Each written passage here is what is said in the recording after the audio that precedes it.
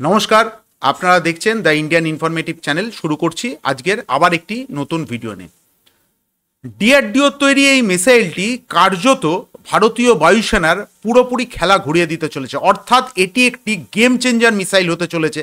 এবং এই মিসাইলটি টেস্ট হওয়ার সাথে সাথে, যদিও এই মিসাইলটি বেশ কিছু বছর আগে দীর্ঘদিন ধরেই টেস্ট হচ্ছিল, কিন্তু সম্প্রতি ভারতীয় বায়ুসেনার SU-30 MKI-তে এই মিসাইলটি লঞ্চার সহিত তাকে দেখা যায় এবং তার ফলে সারা বিশ্বে কার্যত ভারতীয় বিমান বাহিনীর যে এই মিসাইলটি, তাতে বিজ্ঞানীরা যে ধরনের সাফল্য অর্জন করেছে তাতে সারা বিশ্ব হতবাক হয়ে গেছে।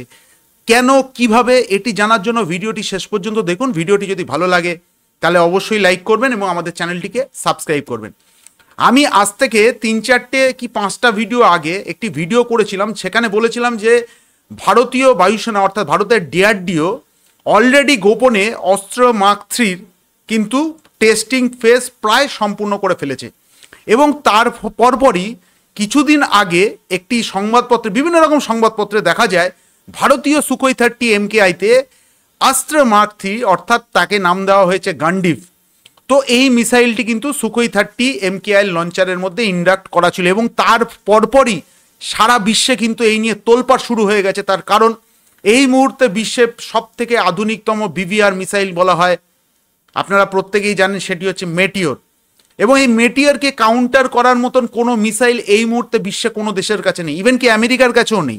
যদিও আমেরিকা এই নিয়ে বিভিন্ন রকম টেস্টিং শুরু করেছে, কিন্তু আমেরিকাও মেটিওরের মতন সাকসেস পায়নি।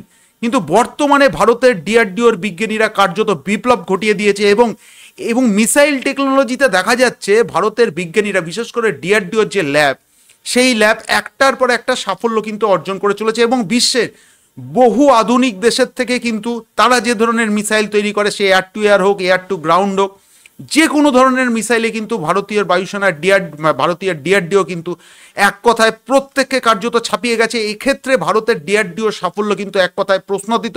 এবং সত্যি কথা বলতে ডিআরডিও যে ধরনের চেষ্টা করে যাচ্ছে, বিশেষ করে মিসাইল সেগমেন্টে, বিশ্বের বহু দেশকে কার্যত পেছনে ফেলে দিয়েছে।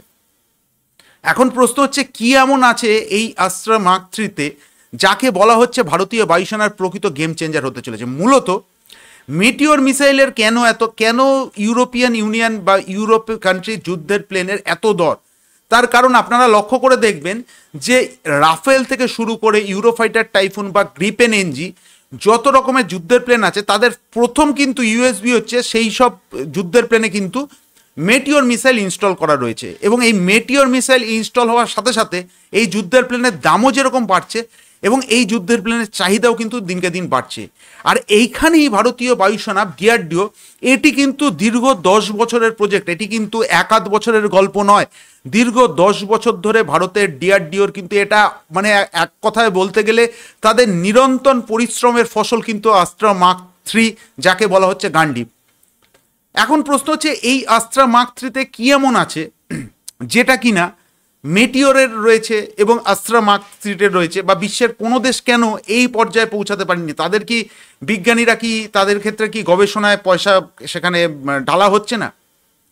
এখন এখানে যে প্রশ্নটা উঠে আসছে সেটি হচ্ছে, এই মেটিওর এবং অস্ত্র মার্ক 3, যাকে আমরা গান্ডিভ বলছি, এই মিসাইলগুলোতে সলিড ফুয়েল র্যামজেট ইঞ্জিন রয়েছে।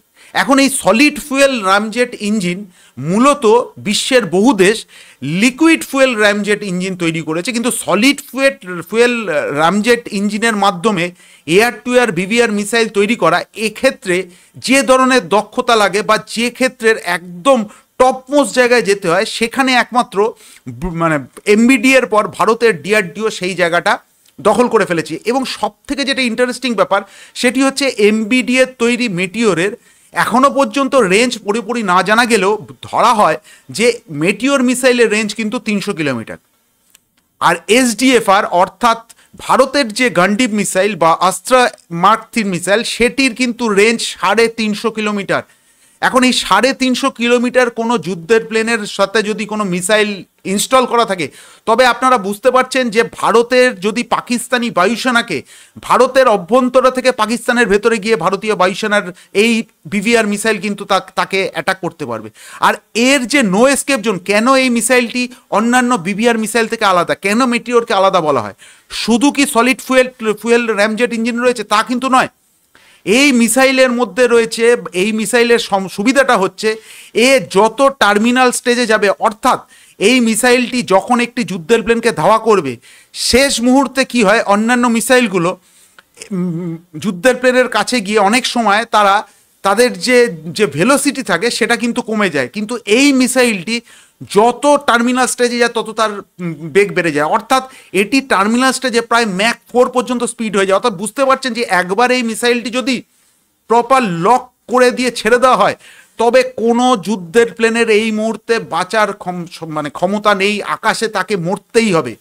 ফলে এই ধরনের আধুনিক মিসাইল কিন্তু ভারত তৈরি করেছে। এবার প্রশ্ন হচ্ছে কেন মেটিওর থেকেও একে আধুনিক বলা হচ্ছে।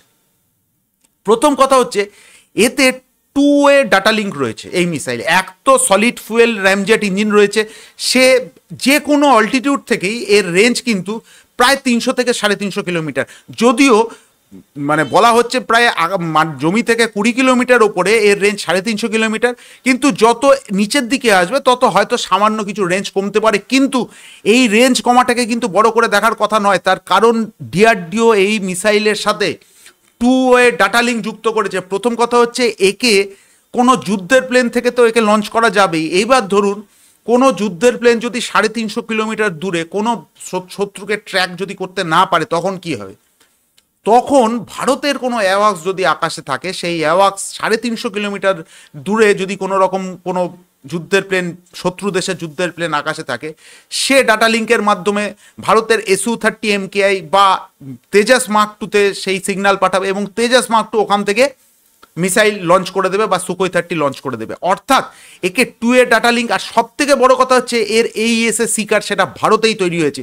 আর এই AESA কার্ডটা এতটাই আধুনিক, বলা হচ্ছে এখনো পর্যন্ত যে ডিআরডিও যতগুলো AESA কার্ড তৈরি করেছে সব থেকে আধুনিকতম AESA কার্ড কিন্তু এই আস্ত্রা মার্ক 3-তে ইনস্টল করা থাকবে। অর্থাৎ আপনারা বুঝতে পারছেন এই মিসাইলটা ভারতীয় বায়ুসেনার কেন গেম চেঞ্জ করে দিতে চলেছে। এছাড়াও একটি মেটিওর মিসাইলের যা দাম শোনা যাচ্ছে আস্ত্রা মার্ক 3-র দাম তার 1/4। ফলে সেক্ষেত্রে ভারতীয় বায়ুসেনার মোটামুটি প্রত্যেকটা যুদ্ধের প্লেনে কিন্তু এই SDFR অর্থাৎ এই গান্ডিব মিসাইলকে কিন্তু ইনস্টল করা যাবে, যেটা আমরা মেটিওরের পক্ষে সম্ভব ছিল না। মূলত ফ্রান্স এবং ব্রিটেন তারা কিন্তু তাদের যুদ্ধের প্লেন ছাড়া অন্য কোনো যুদ্ধের প্লেনে কিন্তু মেটিওর মিসাইল ইনস্টল করতে দেবে না। আর সব থেকে বড় ব্যাপার, যদিও বা ইনস্টল করতে দেয়, এর যা দাম, এর দামে কিন্তু কোনো শক্তিশালী দেশও কিন্তু প্রত্যেকটা যুদ্ধের প্লেনে কিন্তু এই মিসাইলকে ইনস্টল করতে পারবে না। এবং সেক্ষেত্রে ভারতের ক্ষেত্রে সুবিধা হয়ে গেছে, এক তো নিজের দেশের এই মিসাইল, এবং প্রত্যেকটা যুদ্ধের প্লেনে কিন্তু এই মিসাইল কিন্তু ইনস্টল করা যাবে, তার জন্য কারোর কিন্তু কোনো পারমিশন নিতে লাগবে না। এইবার যেটা ঘটনা হচ্ছে, চীন এবং পাকিস্তানের কার্যত মাথা কিন্তু নষ্ট হয়ে যাবে। এই কারণেই বলছি, তার কারণ এক একটা যুদ্ধের প্লেনে যদি এরকম প্রত্যেকটা যুদ্ধের প্লেনে যদি ভারতের আস্ত্রা মার্ক 3 বা গান্ডিব মিসাইল ইনস্টল করা থাকে, তবে সেক্ষেত্রে ভারতীয় বায়ুসেনা আকাশে রীতিমতন রাজত্ব করবে, এ আমি জোর দিয়ে বলতে পারি। তো ভারতীয় বিজ্ঞানীদের এই সাফল্যে প্রত্যেকের কিন্তু আজকের খুশি হওয়ার কথা। তো আজকের ভিডিওটি এখানেই শেষ করছি। ভিডিওটি কেমন লাগলো অবশ্যই কমেন্টস করে জানাবেন। ভিডিওটি শেষ পর্যন্ত দেখার জন্য ধন্যবাদ। জয় হিন্দ।